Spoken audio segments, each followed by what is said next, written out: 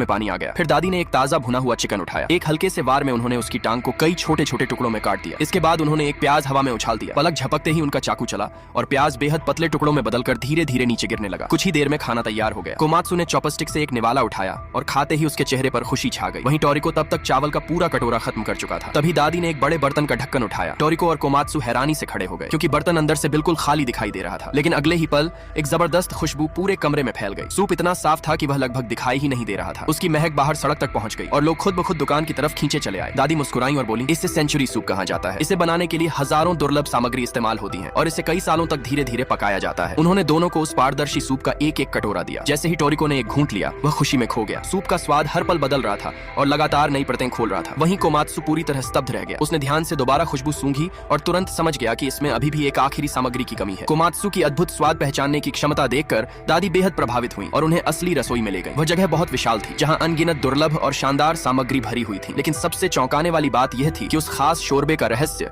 कुछ विशेष बंदरों के इस्तेमाल किए गए पानी से जुड़ा था। आगे